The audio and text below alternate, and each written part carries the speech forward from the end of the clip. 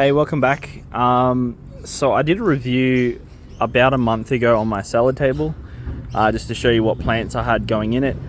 I haven't changed too much, but I just wanted to show you how sketchy my setup is at the moment, and just to show you how easy it is as well. So this is I think it's like the 52 planter salad table product that was shown on Hucho's site. I do get possums that run along my back fence. They have not managed to break into this, and I've literally just got star pickets and some those like green tomato posts up on the back there. I think it's just because there's netting and it's spongy that they probably won't go into the netting itself.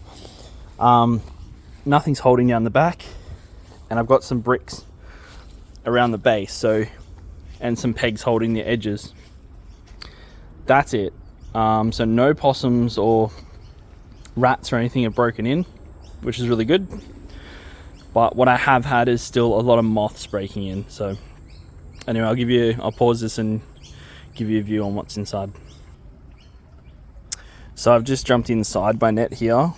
What I showed previously, the leek has definitely grown a lot within 1 month.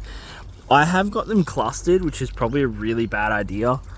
But I just wanted to give it a go and see how it works. So I'm gonna have a lot of mini leek. I've got a couple of those as we go. So I've got a couple at the back over here.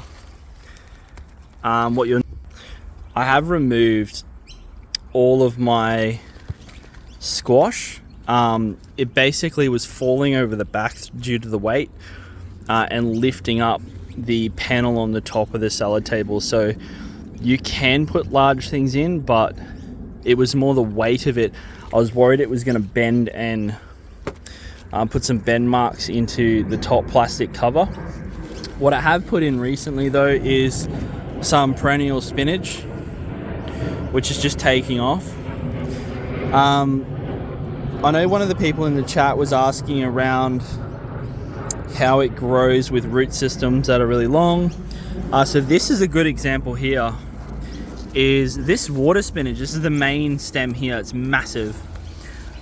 It's actually grown so prolific that it's actually started popping up in all the channels down my row, and I've just left that. And as you can see, I don't know if I can get in there, but it's just grown underneath the cover completely. So that's a problem. I'm gonna have to cut it all out at some stage. But my partner really loves the water spinach here, so I just chop it and it seems to keep growing back. Now we do have some garlic chives. I've planted some basil cuttings. All of that's growing fine. I do have this tomato plant. Now it is massive.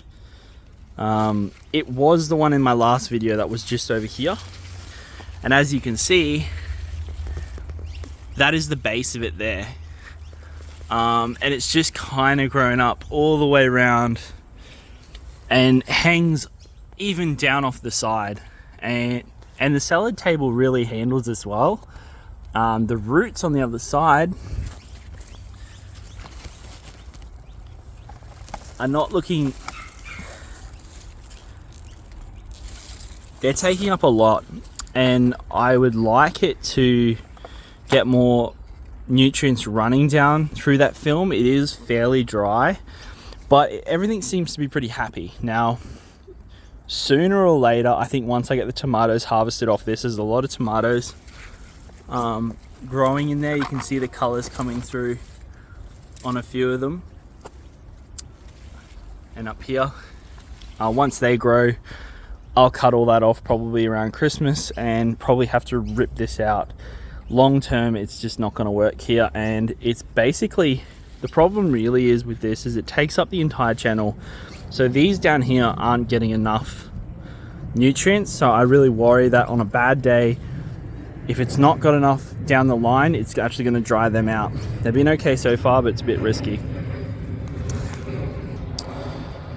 So the main issues I have, or problems with the salad table, I think it probably just more with any product in general.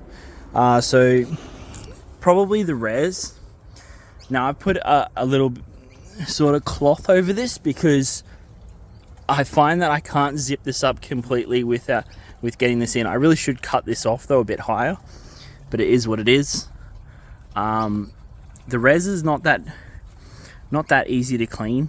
It's not bad, and I have had to prop something like a brick up off the bottom for the pump there, so it doesn't suck a lot of the crap out of the base there as well. So probably get a bigger res. It does go pretty quick. Every couple of days, we had 35 degrees today, and this was full yesterday. And as you can see, it's down a bit. The coloration's due to the nutrients I'm using. I'm using like a cocoa, that cocoa brand, the green one.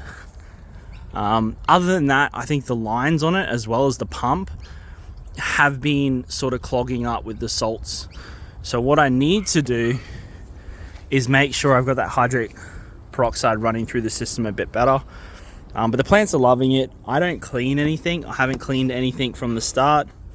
So it's starting to look pretty bad, but the plants are still loving it. So I'll try and keep running some stuff through the system. And what I've been using is like a straw brush just to clean out the pipes occasionally where it's blocking up. But I have been noticing them running slower and slower over time. So just be aware of that. But look, I think you could build it yourself, definitely for cheaper, but for ease of use and setup, it was a great system to just buy and hit the ground running. Especially this frame. This frame is really useful. See you soon.